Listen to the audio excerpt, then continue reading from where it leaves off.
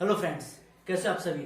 मैं सिद्धांत पवार स्वागत करता हूं आप सभी का आपके अपने यूट्यूब चैनल पे जिसका नाम है कॉम्प्रिहेंड इंग्लिश विद सिद्धांत पवार। तो फ्रेंड्स, जैसा कि आपको पता है अपनी ये जो वीडियो आज आने वाली है, बहुत दिनों के बाद अपन इसको शूट कर रहे हैं। बेसिकली रीजन ये था कि मैं थोड़ा इल हो गया था, जिसको अपन बोलते हैं कि लॉन्ग टर्म इलनेस, जिसको अपन बोलते हैं, यानी कि लंबे समय से अगर कोई बीमार चल रहा है दैट इज कॉल्ड इल, और अगर कोई शॉर्ट टर्म के लिए बीमार होता है that is called sick, SICK। तो टुडे आज अपन बात करेंगे, आज की क्लास में हम बात करेंगे correct form of the verb, जो कि 10th क्लास का टॉपिक है। बेसिकली ये 10th क्लास में ही नहीं, 11th में भी पूछा जाता है, 12th में भी पूछा जाता है। Apart from this topic is also beneficial for college students and apart from this, अगर आप और अच्छे से बात करना चाहें तो हम इसके बारे में बात कर सकते हैं कि 8th क्लास में भी पूछे जाते हैं क्वेश्चन। RBSE बोर्ड हो, CBSE बोर्ड हो, whatever the board may be, it is also very beneficial for all the students across the world और across the globe। ठीक है, तो इस वीडियो का जो मेन मोटिव है, जो बनाने का उद्देश्य है, वो मेरा ये रहा है कि स्टूडेंट्स को फेस करने में प्रॉब्लम आती है कौन से, इस प्रकार के क्वेश्चंस को जो टेंस से रिलेटेड होते हैं। टेंस के अलावा बहुत सारी ऐसी चीजें इसमें जुड़ जाती है, जैसे कंडीशनल्स भी आ जाते हैं इसमें कई बार, और कई बार पैसिव वर्ब फॉर्म्स भी आ जाती है क्वेश्चंस में। तो बच्चे उसको क्या कर पाते हैं, फेस नहीं कर पाते, they feel uncomfortable, in questions के साथ में वो अनकंफर्टेबल फील करते हैं। इसके अलावा अपन बात और अच्छे से करना चाहें तो मैं ये कह सकता हूं, और यह कहने में मुझे जरा भी संकोच नहीं होगा, कि स्टूडेंट्स को टीचर्स का पूरा सपोर्ट नहीं मिलता है। इसी वजह से वो इन प्रकार के क्वेश्चंस में डील करने में थोड़ा अनकंफर्टेबल महसूस करते हैं। तो बिना टाइम को वेस्ट करे आज का जो टॉपिक है that is correct form of the verb start करते हैं। और मेरे चैनल का नाम है इंग्लिश विद सिद्धांत पवार और कॉम्प्रिहेंड इंग्लिश विद सिद्धांत पवार। यू कैन से, अगर आप मेरा नाम भी यूट्यूब पे सर्च करोगे तो सिद्धांत पवार से आप इसको सर्च करने के बाद में आप मेरी वीडियोस को पा पाएंगे। और इसके अलावा आप डायरेक्ट मेरे चैनल के थ्रू भी जा सकते हैं। अभी मेरा नाम मेरे इस स्क्रीन के ऊपर लगा दिया, आप उसको जाकर प्रेस करेंगे तो आपको मेरा चैनल खुल जाएगा।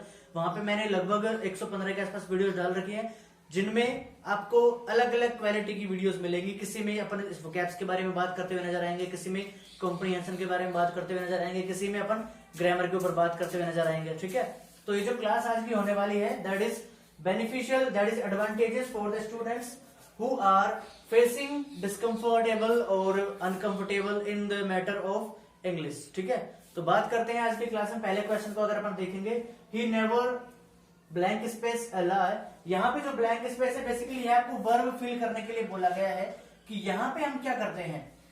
करेक्ट फॉर्म ऑफ वर्ब का मतलब होता है कि आपको सेंटेंस में जो सब्जेक्ट है, अगर वह सब्जेक्ट आपका सिंगुलर है तो आने वाली वर्ब भी कैसी होगी, सिंगुलर होगी। अगर आने वाला सब्जेक्ट प्लूरल है तो उसके साथ में आने वाली वर्ब भी कैसी होगी, प्लूरल वर्ब होगी। ठीक है, और ध्यान से सुनने वाली बात यहाँ पे एक और निकल करके आती है। इस वीडियो को मैं स्टार्ट करूं उससे पहले आपको बता दूंगा, अगर इस वीडियो से आपको पूरा बेनिफिट लेना है, अगर आपको फुल मार्क्स चाहिए टेंस में, करेक्ट फॉर्म ऑफ वर्ब में, तो इस वीडियो को अंत तक जरूर देखना। और अगर फिर भी आपको नहीं समझ में आता है तो आपको मेरे को कमेंट करना पड़ेगा और बताना पड़ेगा कि सर इस वाले पार्ट में मुझे समझ में नहीं आया।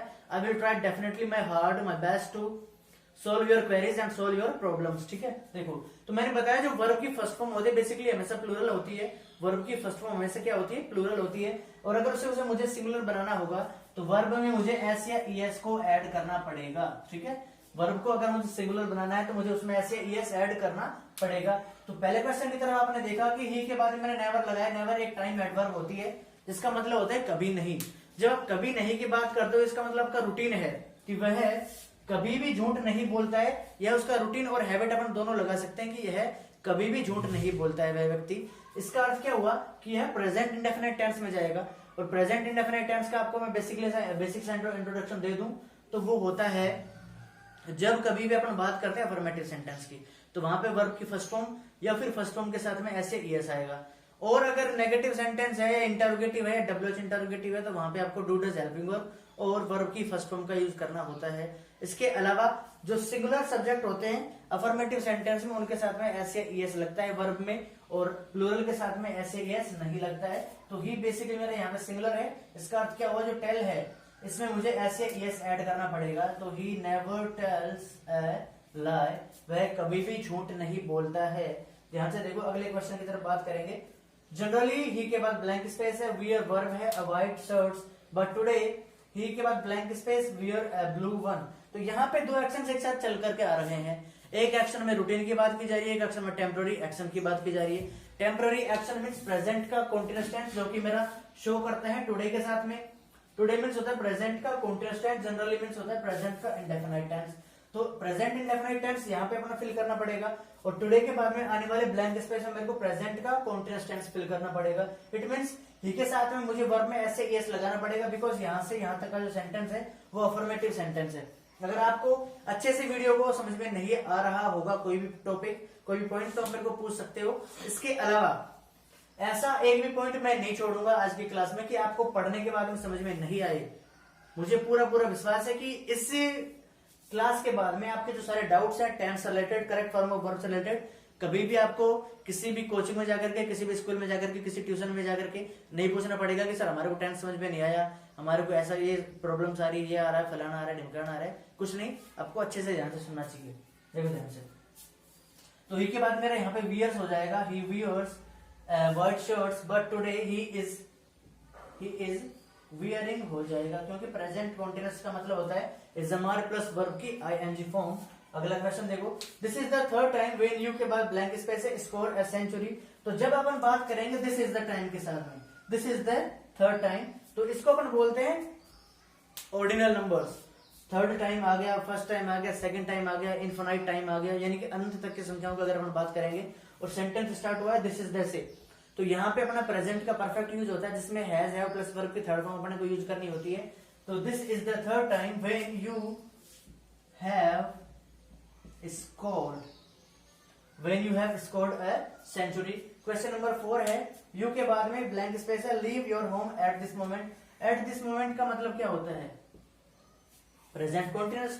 भाई अगर मैं प्रेजेंट इंडेफिनिट की बात करूं, प्रेजेंट कॉन्टिन्यूअस टेंस की बात करूं, तो प्रेजेंट इंडेफिनिट टेंस क्या है? जिसमें आपको जनरली मिलेगा, यूजुअली मिलेगा, ऑलरेडी, सेल्डम, ऑफन, रेगुलरली, है ना, ये सारी चीजें जो आपको मिलेगी प्रेजेंट इंडेफिनिट टेंस है। प्रेजेंट कॉन्टिन्यूअस टेंस में आपको क्या मिलेगा? टुडे मिल जाएगा, टुनाइट मिल जाएगा, now it is, this days, at present, at moment, at this time, at present time, ये सारी चीजें आपको मिल जाएगी प्रेजेंट के कॉन्टिन्यूअस टेंस में। तो ये सेंटेंस में आप मिला होगा eight this time, eight this moment, जिसका अर्थ है प्रेजेंट कॉन्टिन्यूअस। तो यहाँ पे यू के साथ में आपको क्या लगाना पड़ेगा? इज एम आर में से आर लगाना पड़ेगा। तो यू के बाद आप क्या लगाओगे? You are living your home at this moment. तुम अभी अपने घर को छोड़ रहे हो। बात समझ में आ रही है कि नहीं आ रही है? आपको मेरे को कमेंट करके बताना कि सर हाँ यहाँ तक आपको एक भी डाउट नहीं मिला है, जल्दी करके बताना मेरे को कमेंट, ठीक है। चलिए आगे बात करते हैं। क्वेश्चन नंबर 5 की तरफ देखो, वी के बाद में ब्लैंक स्पेस है, मीट मेरी वर्ब है, द प्रिंसिपल टुमारो। टुमारो अगर आता है तो टाइम एडवर्ब अपनी रहती है फ्यूचर के इंडेफिनाइट टेंस की, जिसका अर्थ है टुमारो अगर आ जाए, नेक्स्ट के साथ में कोई भी टाइम आ जाए, सून आ जाए, इन फ्यू टाइम आ जाए, यानी कि in few minutes, in few seconds, in few hours, in few days, in few months अगर आता है तो फ्यूचर का इंडेफिनाइट टेंस होता है, जिसका अर्थ क्या हुआ कि आई और वी के साथ में तो शैल हेल्पिंग वर्ब आएगी, और बाकी जो रिमेनिंग सब्जेक्ट्स होते हैं उनके साथ में विल हेल्पिंग वर्ब आएगी, और वर्ब की फर्स्ट फॉर्म आएगी। तो बेसिकली यहाँ पे आपको वी मिला होगा, वी के साथ अपन को क्या लगाना पड़ेगा? शैल लगाना पड़ेगा, और मीट वर्ब की फर्स्ट फॉर्म है, तो यहाँ पे अपने को इसको ऐसा कैसा लगा देना, we shall meet the principal tomorrow, कल हम प्रिंसिपल से मिलेंगे। अगला क्वेश्चन है, इफ यू के बाद ब्लैंक स्पेस वर्ब की है, आई शैल गो विद यू। तो जो कॉम्बिनेशन बनता है प्रेजेंट इंडेफिनिट का और फ्यूचर इंडेफिनिट का, इस क्वेश्चन में उसी के बारे में बात की जा रही है। अब यहाँ पे आपको देखने मिलेगा आई के बाद शैल है और गो वर्ब की फर्स्ट फॉर्म है, तो इधर वाला पार्ट जो है मेरा बेसिकली फ्यूचर का इंडेफिनिट टेंस है, तो इधर वाले पार्ट मुझे प्रेजेंट के इंडेफिनिट टेंस में ही सेंटेंस को फ्रेम करना होगा। इफ के बाद में अगर मेरा यू सब्जेक्ट है जो कि प्लूरल है, अगर प्लूरल है तो वर्ब की प्लूरल फॉर्म ही आएगी, इट मींस वर्ब की फर्स्ट फॉर्म ई आएगी। तो कम का मैंने यहाँ पे कम का कम ही लगा देना है, ठीक है। तो if you come I shall go with you, अगर तुम यहाँ पे आओगे तो मैं तुम्हारे साथ में जाऊंगा। इन क्वेश्चंस में आपको एक भी डाउट नहीं मिला होगा, आई गारंटी दैट, और आपको बात समझ में अच्छे से आ रही होगी। तो मेरे को कमेंट करके बताना, वीडियो को लाइक जरूर करना, शेयर करना, और आगे अपन बात करने वाले हैं, यहाँ भी ध्यान से देखो।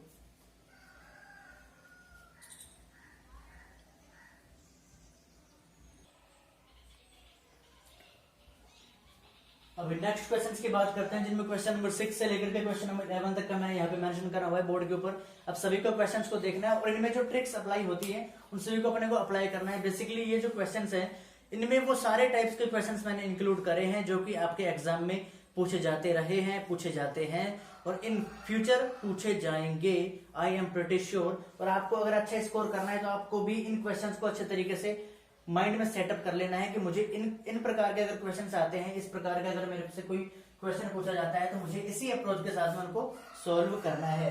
क्वेश्चन नंबर 6 देखिए, the press conference between prime minister and state ministers blank space just begin. तो बिगिन मेरी वर्ब है, यहाँ पे जस्ट मेरे पास में टाइम एडवर्ब है। जब कभी भी आपको टाइम एडवर्ब सीधे सीधे क्वेश्चन में मिल जाती है तो बेसिकली आपको वहां पे क्या करना है, उसी टेंस का आपको सेंटेंस में फ्रेम कर देना है। तो जस्ट आया मतलब प्रेजेंट का परफेक्ट है, तो प्रेजेंट परफेक्ट है, यहाँ पे अपन हैज लगाएंगे कि हैव लगाएंगे वो डिपेंड करता है कि सब्जेक्ट अपना कैसा है। तो यहाँ पे स्टेट मिनिस्टर सब्जेक्ट नहीं है, प्राइम मिनिस्टर सब्जेक्ट नहीं है, सब्जेक्ट है मेरा प्रेस कॉन्फ्रेंस, और जो कि प्रेस कॉन्फ्रेंसेज नहीं है, प्रेस कॉन्फ्रेंस है जो कि सिंगुलर है। इसका अर्थ क्या हुआ, यहाँ पे तो अपना आ जाएगा हैज, ठीक है, और यहाँ पे इसकी थर्ड फॉर्म आ जाएगी तो बिगिन, बिगेन, बिगन, BEGUN, ये मेरी हो जाएगी थर्ड फॉर्म। ठीक है बेटे, आगे बात करेंगे क्वेश्चन नंबर 7 पे। आई होप छठा सवाल आपको समझ में आ गया होगा। Question number 6, did you get it? Okay, very good बच्चे। क्वेश्चन नंबर 7 है, आई के बाद ब्लैंक स्पेस है, राइट में वर्ब है, all the letters by the end of next Sundays evening. End of next Sundays evening यानी कि फ्यूचर में किसी टाइम पर आपने कोई काम समाप्त कर लिया होगा। इसका अर्थ क्या हुआ कि फ्यूचर में किसी टाइम पे आपने अपना काम खत्म कर लिया होगा, जिसका अर्थ क्या हुआ, फ्यूचर का परफेक्ट टेंस हो जाएगा, जिसकी हेल्पिंग वर्ब होती है शैल हैव, विल हैव के साथ वर्ब की थर्ड फॉर्म अपने को यूज करनी है। तो राइट के बाद यहाँ पे आपको जो खाली स्थान है पहले इधर, तो आई सब्जेक्ट है, आई के साथ में शैल हैव आ जाएगा, तो I shall have written, I shall have written all the letters by the end of next Sunday's evening। Question number 8 है, this teacher of English blank space teach verb है अपनी you English for या since January।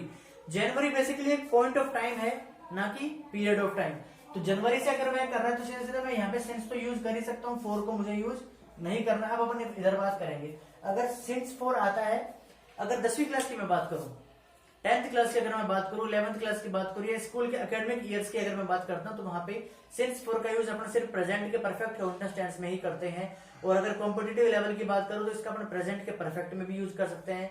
और भी मतलब कई usage हैं इनके जो अपन कर सकते हैं, जिसमें सिंस और एवर सिंस का यूज पास्ट के इंडेफिनिट के साथ भी कर सकते हैं अपन। ठीक है, तो बेसिकली अपन तो 10वीं क्लास की बात कर रहे हैं, तो हम इसी लेवल पे अपने आप को क्या करेंगे, लिमिटेड रखेंगे। तो टीचर है वो सिंगुलर है, तो इंग्लिश का जो टीचर है यहाँ पे वो क्या कह रहा है, मैं जनवरी से पढ़ा रहा है आपको इंग्लिश, तो हैज बीन टीचिंग आ जाएगा यहाँ पे। ठीक है, हैज बीन टीचिंग यहाँ पे आपको यूज करना है। अभी तक मैं जितनी भी कंडीशन बनी है वो आपको एक एक करके एग्जांपल्स के थ्रू समझा दिया है। आगे और जो कंडीशन बन रही है उनके भी एग्जांपल्स में यहाँ पे नीचे मैंने नोट डाउन करे हुए हैं। इसके अलावा और भी क्वेश्चन अपन करने वाले हैं आज की क्लास में। अगले क्वेश्चन की तरफ हम बढ़ते हैं, ध्यान से देखो। You had better blank space learn अपनी वर्ब है, योर लेसन ऑन टाइम। तुम्हें अपने लेसन्स को टाइम पर याद करना चाहिए। इसका अर्थ क्या हुआ, हैड बेटर मीन्स होता है अच्छा होगा। अच्छा होगा आप अगर अपने लेसन्स को टाइम पर याद कर लो, तो हैड बेटर बेसिकली एक मॉडल होता है। जब कभी भी आपको क्वेश्चन में मॉडल का क्वेश्चन मिले, यानी कि मॉडल से रिलेटेड अगर आपको कोई क्वेश्चन मिलता है, तो आपको कुछ नहीं करना है, हमेशा वहां पे वर्ब की बेस फॉर्म यानी कि वर्ब की फर्स्ट फॉर्म का आपको यूज करना है। तो यहाँ पे जो लर्न है इसको मुझे ऐसा का ऐसा ही लगा देना है।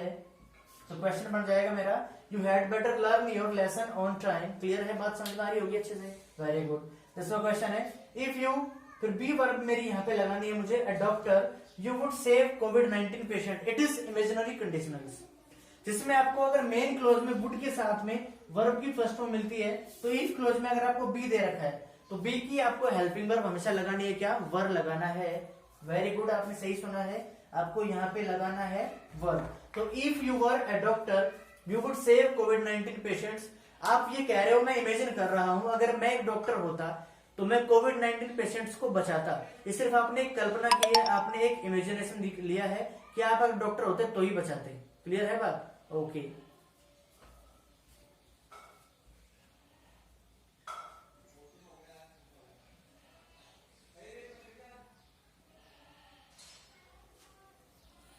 नेक्स्ट क्वेश्चन की बात करेंगे, do not scream here otherwise the warden will punish you. यहाँ पे जो स्क्रीम है बेसिकली वर्ब है अपना, और जब सेंटेंस डू नॉट से स्टार्ट होता है या बेस फॉर्म से स्टार्ट